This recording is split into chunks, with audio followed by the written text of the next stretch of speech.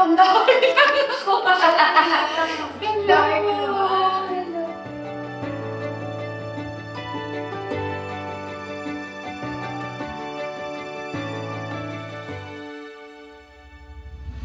Pag sinabing Vic Soto sa industriya, lagi kayong associated with Itbulaga, Bossing, Heartthrob. No. I want to correct that. Boy Next Door. Okay, Boy Next Door.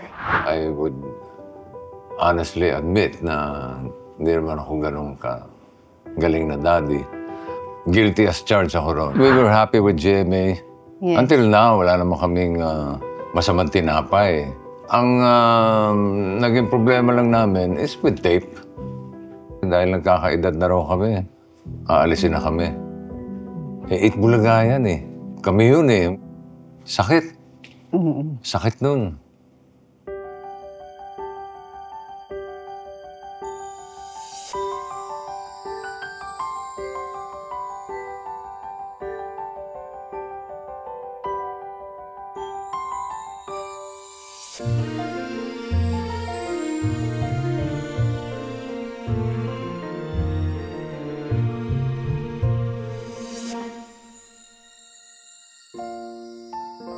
Binasa ko yung life story niyo na parang you come from a family pala of politicians na rin. Nasa lahi niyo na. Lolo ko, senador. Vicente Soto, yun yung original na Vicente Soto. Tapos may isa siyang kapatid, si Pilimon.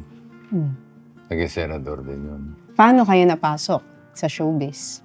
Kasi nasa lahi niyo pala, politiko. Ako nun, bata pa ako nun. Pero nag-start kayo as a folk singer, guitarist. College. First year sa mga 16 ako. Pakanta-kanta.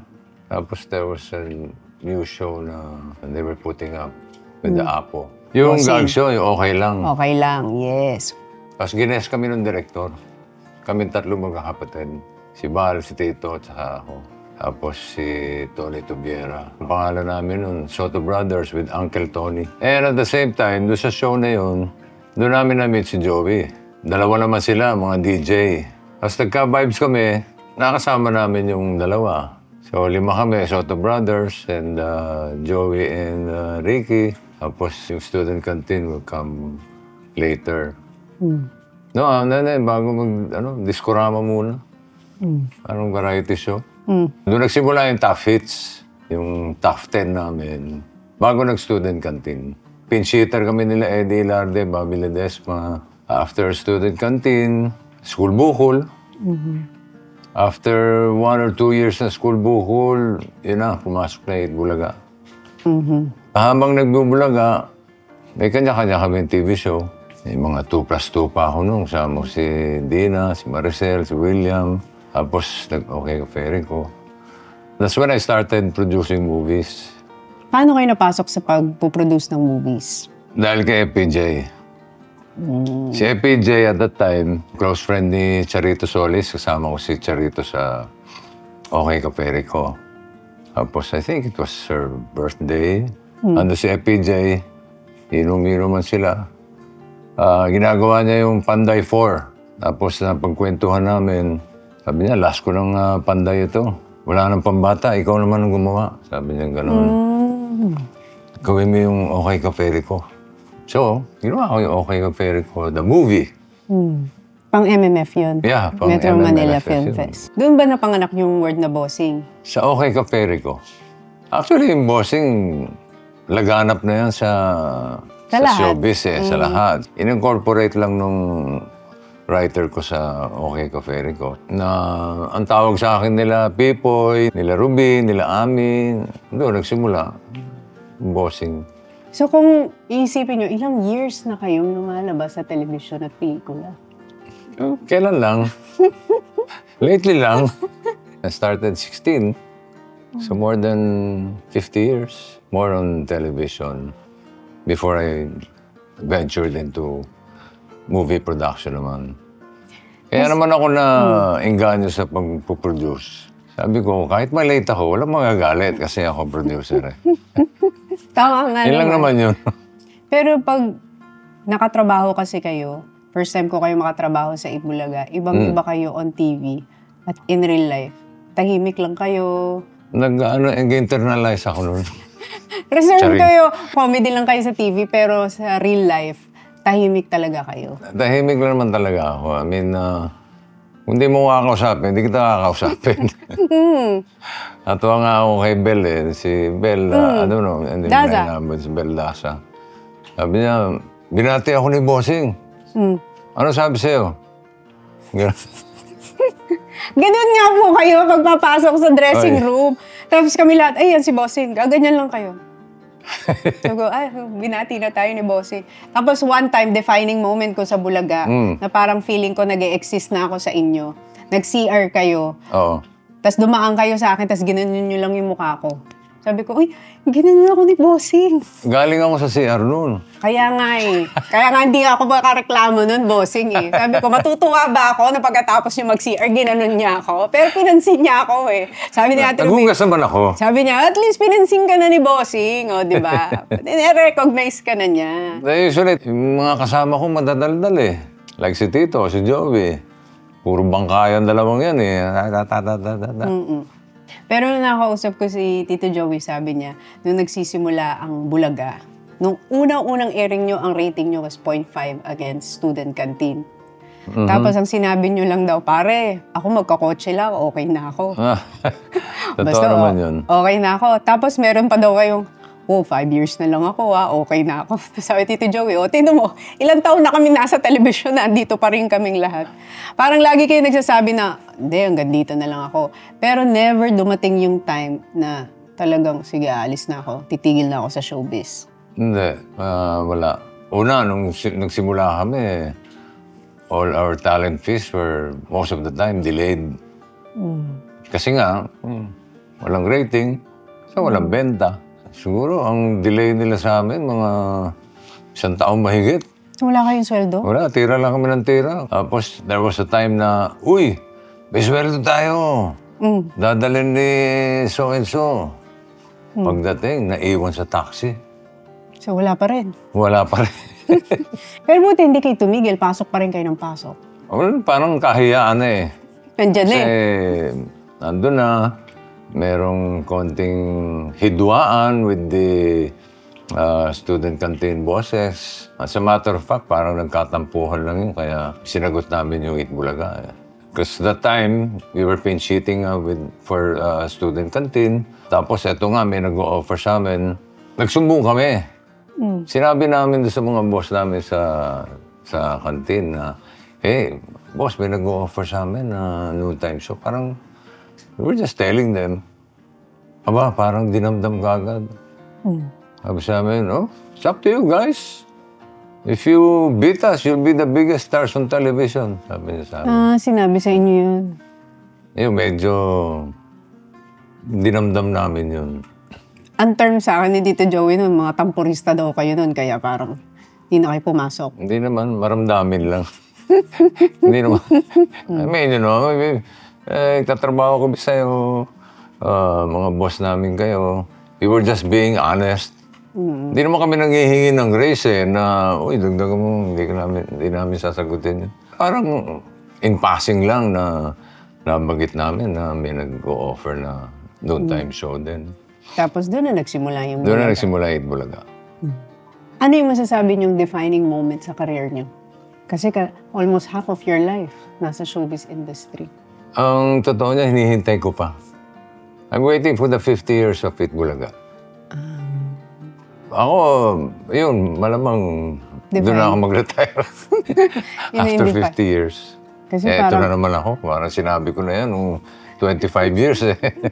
parang, kasi wala Hindi, nang yun yung isa sa mga milestones ng aking career in show business na makukonsider kong defining moment. umabot kayo ng 50 years Abot kami ng 50 years. na everyday napapanood kayo sa Every tanghalian. Imagine niyo, almost half of your life, More than half of my life. more than half of your life, hindi kayo nakakapagtanghalian ng normal sa bahay. Ang lahat ng tanghalian nyo sa workplace. Actually, pati dinner.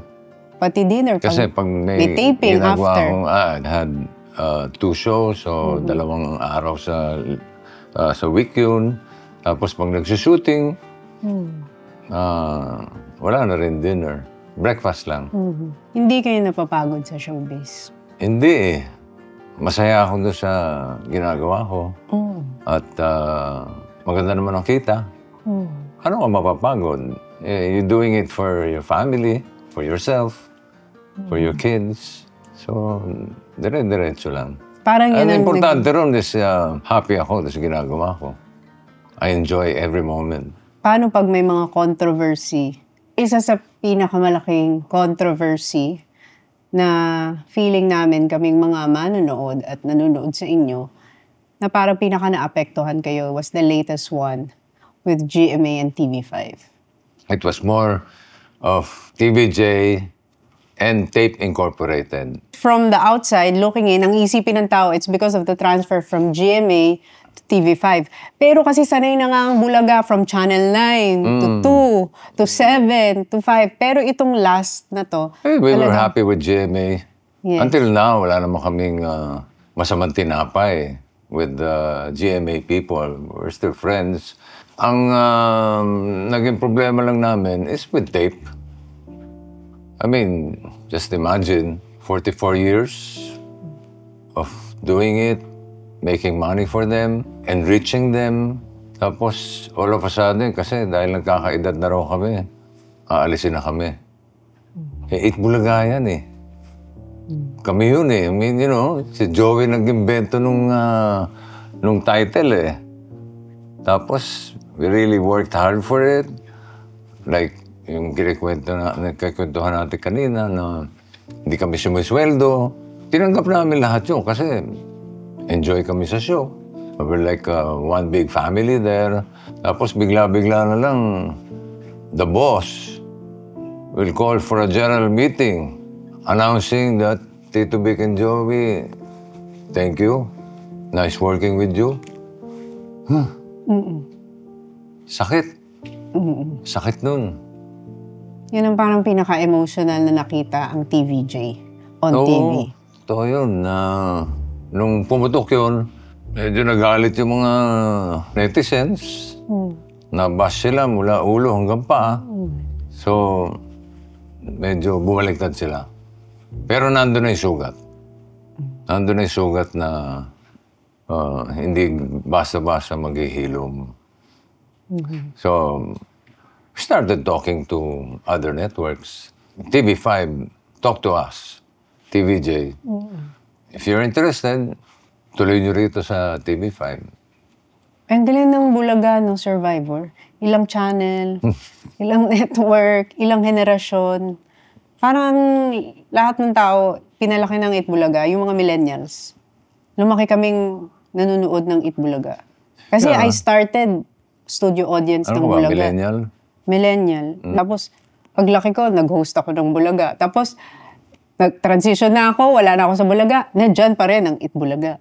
Yung mga, sabi nga ni Joey, part of our culture already eh. Parang hindi kumpleto yung tanghalian mo pagka hindi ka nanood ng Itbulaga. We're very fortunate. We're happy. We're very thankful. Kasi ang dami na nag-attempt, ang dami nag-try, ang daming mga group or trio na tinry na tapatan ng TVJ. Pero TVJ pa rin ang natira until the end. Ano yung secret nung samahan ng TVJ? Bakit hindi natibag yung samahan na yun? Swerte lang siguro. Kasi tinanong ko si Tito Joey, minsan nagkakaaway-away din kayo. Merong mga hindi pagkakaintindihan. Mga away-away namin, mabababaw lang. Ano, kami ni Tito, magkapatid. Pero ang tratuhan namin para magkaibigan. Kami ni Joey, magkaibigan, pero ang tratuhan namin sa isa't siya, para magkapatid. Kumbaga, totoo sa amin yung one for all for one. Eh. May ruling kasi kami. Pag ayaw ng isa, cancel. Ayaw ng lahat. Kailangan gusto ng lahat, gusto ng tatlo. United ang decision nyo when you make a decision. Yes. Pati sa talent fee. Kailangan divide by 3. Paano nyo na-manage yung pagiging ama? Araw-araw kayo nagtatrabaho all your life. Yan yung isa sa mga, I won't say regret. Like with Danica, Oyo, si Vico, si Paulina. I just have to give credit to the mothers of my children. Swerte lang ako na mababait yung mga ina, magagaling magpalaki ng mga anak.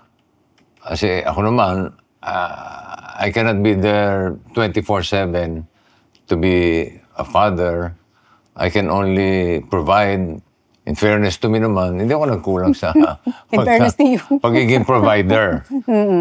So, yung being there, na nandun ka, every step of the way, yun, guilty as charged ako ron. Naranasan ko lang yung pagiging ganong klaseng ama dito kay Tali.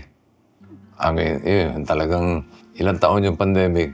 2 years? Almost 2 to 3. Yung araw-araw nasa bahay ako. Nakita ko yung mga first steps ni Tali, first words niya, The milestones. milestones nung Nandun kayo. yung lumalaking baby.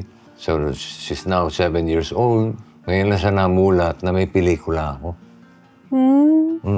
Pinapakita lang ng mami niya, ito, si Elastic Man, that's your dad. What? That's you?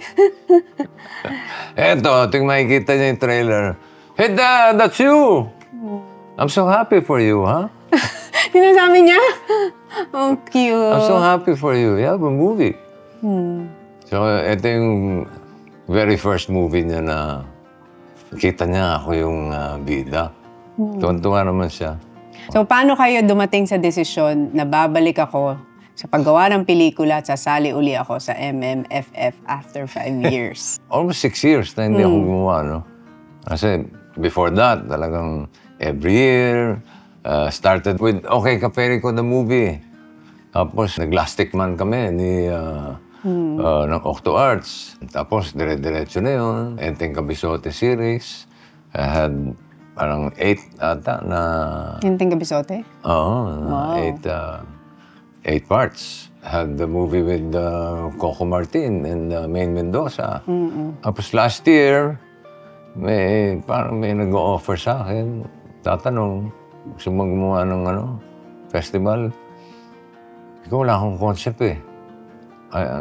Ayoko naman mag-enteng Kabisote na dahil napaglipasan ko na as an actor, as a producer. Ano gagawin ko? Nagawa ko na lahat eh. Isipin mo naman, 10 episodes. Lahat na ng monster nakakalabang. Nakakalabang ko, pati sarili ko nakakalabang ko na. Sabi ko, pag may magandang concept na hindi ko pa nagagawa, then I can seriously consider doing it. One time, nagdi-dinner kami ng mga anak ko. This was before na sumagot ako sa project. Kasi pag-usapan namin yung showbiz, movie making. May isang nagsalita, I think it was Oyo. Sabi niya, Dad, gumawa ka kaya ng yung seryosong movie. Yung tipong mala Godfather. Yung mga yung medyo salbahe na mabait na salbahe, ganyan. Bagay sa'yo eh, pwede ka. Oo nga. Gano'n lang yung mga anak ko. Sikat nga nun yung Man Called Otto. Loko pa sila. Sabi ko, sige, gawin ko yung Man Called Soto. Gusto niyo? Anyway, Direct Mike Tuviera called me up one time. Sabi niya, pwede ba ako mag-present ang concept? Sabi niya, yeah, sige. Punta ka rito sa bahay. Present niya sa akin yung concept. Sabi niya, total, malapit ang mag-eleksyon next year. Why don't we do something political? Nilayout niya na sa akin yung The Kingdom. In-explain niya sa akin, what if the Philippines hindi na colonized? Ano kaya ang Pilipinas ngayon? So ano yan? Ikaw ang hari. Ako? May comedy? Wala. Patay ka ako. Anong gagawin ko rin? Ito, full serious? Walang pitik? From start to finish. Walang pitik ng comedy? Wala. Sino mga kasama natin? Sabi niya, we're negotiating with Piolo Pascual. Uy, medyo nagliwanag Nox! yung isip ko. Bakit naman lumiwanag ang isip niyo nung Piolo Pascual? Piolo Pascual ikaw nga, sinisigaw mo nung araw yun eh. Pa-Piolo Pascual din naman ang pagka-heartthrob niyo, bossing. Hindi, di ba? Pa-George Clooney na nga kayo eh. Medyo lang. Yung binibigay sa amin ay napakaganda. Me as a Lakan in English is king. Si Piolo isang tinatwa. Ano yung tinatwa? Hinintay ko yung tanong mo. Outcast. O paano magkukrus ang landas nyo sa pelikula? Yun ang papanoorin mo. Ayun, naman pala. Magkaaway po ba kayo sa pelikula? Yun ang papanoorin Yun na mo. naman ang papanoorin ko. Interesting. Very interesting kasi something out of the box. So, yun yung naging plus para sa akin na kung babalik ako sa MMFF, I want something different. And eto nga, dumating yung konseptong ito. I'm so happy na I said yes. Ito yung first time yung gumawa ng pelikula na may social relevance about politics. About politics, about family, about the government. Marami siyang tinatakil eh. Pero I'm sure marami na nagtatanong nito sa inyo, bossing. Kasi you come from a family na politically inclined. Yung lolo nyo, mga naging senator. Yung brother nyo, senator. May time ba na iniimbitahan din kayong mag-join ng politics? Yung anak nyo, mayor, si Vico. Oo nga, parate. Ini-invite din kayo Ever since. to join politics? Bata pa ako na may mga nag-aaya na, takbo kang konsehal. But never ko in-entertain. Wala sa personalidad ko eh. More often than not, di ba, pakindat-kindat lang ako. Eh, hindi pwede sa public servant yung gano'n. Si Tito Sen, yun. Nanalaytay sa dugo niya yung People person siya. pagiging politiko. Na naipasa ko doon sa isa kong anak, si Vico. Grade school pa lang siya, interested na siya sa government. Tapos, after one term ng konsehal, doon marami rin siyang natutunan. Tumakbo mayor. Taping ako, tumawag. Sabi niya, pa, takbo ko mayor. Yun lang naisagot ko. Sige. Gusto mo eh. Sinuportahan nyo. Oo, siyempre. Sabi ko, hirap ng babanggain ito, pader. Sabi naman niya, di bale, may dala akong hagdanan, huwag kang mag-alala.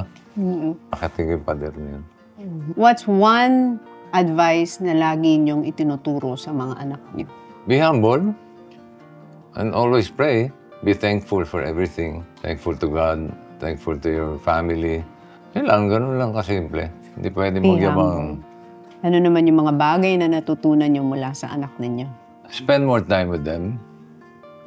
Yun yung mga na-miss ko sa yung first 4 children ko eh. Once a week lang kami nagkikita. Pero yung once a week na yun, I make sure na it's quality time. Hindi lang yung quantity. Naman, I try my best to be a good dad. Although, I would honestly admit na hindi naman ako ganun galing na daddy. So, yun yung mga natutunan ko sa mga anak ko na be appreciative of their support. Kasi tulad ng mga anak ko, nung malaman nilang I'm doing this movie, The Kingdom, palak pa. Kay Pauline, ano naman ang natutunan nyo sa asawa ninyo? Natuto kung paano maging millennial. Millennial kasi kami. Oo nga. She's hands-on mom, hands-on stepmom. Siya yung nag-i-schedule ng mga dinners namin. Siya din na nag-schedule ng interview natin. Yeah. Kung hindi tayo nag-uusap ngayon. Yes, iba talaga si Pauline. She's very hands-on Yes. with our kids and my other children. Na nakita ko naman na na-appreciate din naman nung mga anak ko yung ginagawang pag-aalaga ni Pauline sa akin. Mga asahan mo talaga eh. Sa lahat ng bagay. I'm very contented and happy with her. I'm just, swerte lang na nagkatagpo yung landas namin. Ngayong Pasko, what are you most grateful for, Bossing? I'm always grateful for my family, for my kids, for my brothers, for what I have. Tuloy pa rin na Itbulaga, kahit anong unos ang nangyari, pinagdaanan namin. Grateful for this interview. Dahil ang tagal na nito, ngayon lang tayo natuloy. There's so much to be grateful for. Not only the good things na nangyayari, like, kunwari, sa Itbulaga, grateful for that kasi hindi mangyayari yung mga nangyari kung hindi nangyari yun. You know what I mean? Isa pa, etong pelikulang ito, this could be a milestone in my career. Ngayon lang ako gagawa ng seryoso. Kaya nakakapanibago Mahirap itong nun, pelikulang to kasi ito lang yung pelikula na parang talagang Hindi kayo basta pwedeng pumunta sa set katulad ng dati na dahil puro Kailangan kalokohan ready ka. lang. Dapat to parang nag-aaral ka. Dati, pupunta ako sa set. Hindi ko alam kung anong sequence ang kukunan. Ito, Totoo prepared yun. kayo. Rek, anong sequence tayo? 23. Tanungin ko yung assistant, anong sequence 23? Dialogue. Okay, ready. Ito, iba. Ito hindi. Pagdating mo sa set, at na ako'y nabihisa na ng pagkahirap-hirap na costume, In character na kayo. in character na ako nun. Ito yung parang pinakamahirap na pelikulang ginawa niyo. Pinakamahirap. Not even once na tumaas ang kilay ko. Mga ganun. Yung pa naman lahat ng pelikula niyo, puro ganon. Hindi pwede. Isipin mo. Nawala pala si Vic Soto sa pelikulan to. Talagang sila ka nang makikita natin dito. Mahal na rin. Tapos gaganon-ganon. Oh, bawal. Ganito parang seryoso yung mga artistang like si Piolo Pascual. Hindi ko kinakausap yan. Ayoko dahil hindi kami close Sa pelikula, hindi kami close. So kahit behind the scene, hindi kayo nag-usap? Nag-bonding na lang kami pagkatapos ng pelikula. Kasi lahat ng kasama ko, lahat sila seryoso. Yung first day ng shooting namin, sana memorize sila lahat yun, Ang galing nito mga ito. Ang galing. Na-pressure kayo? Oo, pressure ako. Mahirap, pero very... Worth it. Very fulfilling. Maganda Panoorin mo. Panunuring mo kasi sabi niyo, bago niyong pelikula to. Very interesting. Iba kayo dito Very interesting and very intriguing. Ano ang gusto niyong maramdaman ng mga Pilipino pagkatapos nilang mapanood ang pelikula niyo? Ang tanong namin sa pelikula is, what if? Diba? What if di tayo na-colonized? What if naging kaharian tayo? Yung sagot ng what if, depende na sa manonood. Meron ba kayong what if sa buhay niyo? Kung yan ang gusto niyong maramdaman ng mga Pilipino. What if, nung araw pa ako gumagawa ng seryosong pelikula, pero I don't regret any of my films dahil nag-enjoy ako It's who I am right now and what I am right now because of what I did, kung ano man ang pinagagawa ko sa buhay ko these past years. So, what if? Wala na siguro. I'm okay na with this. And I'm still consider myself na marami pang room for improvement. And this is one of my improvement, yung gumawa ng seryosong pelikula. Pag sinabing Vic Soto sa industriya, lagi kayong associated with Itbulaga, Bossing, Heartthrob. No. I want to correct that. Boy Next Door. Okay, Boy Next Door. So ngayon, pag sinabi yung Vic Soto for the Gen Zs, for the millennials, ano yung legacy na gusto nyong maiwan sa mga manonood? Legacy, tinatrabaho ko pa. Like, for example, yung 50 years ng Itbulaga. Ewan ko kung may mga kagawa pa nun. So, kumbaga, on the record, nandyan na yan. That will be one of our legacies. Tapos, pelikula din, Metro Manila Film Festival. Natuwa nga ako, natuwa ako, kinabahan ako nung makita ko yung mural doon sa may MMDA. Nandun yung mukha ko Teka, bakit ako nandyan? Dapat lang nandun kayo kasi parang hindi rin kompleto ang Pasko ng Pero Pinoy. nakakaba. Nakaka-pressure. Nakaka-pressure. Nakakatuwa. And it's an honor. Oh, of course. Kasi parang feeling ko, kayo na yung isa sa mga mukha talaga pag sinabing MMFF. Hindi kompleto yan kapag walang Vic Soto movie. Diba? Yan ang mga sinasabi nila. Thank you. Gusto ko hiramin yung slogan ni Vico nung first time siya tumakbo sa Pasig as mayor. For the movie-going public and for the festival, iba naman.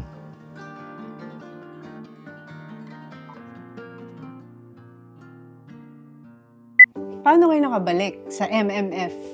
Saan? Sa MMFF. FF. Bilis-bilis sa may MM. MMFF. Yan. Iba talaga to. Iba ka. Iba ka talaga.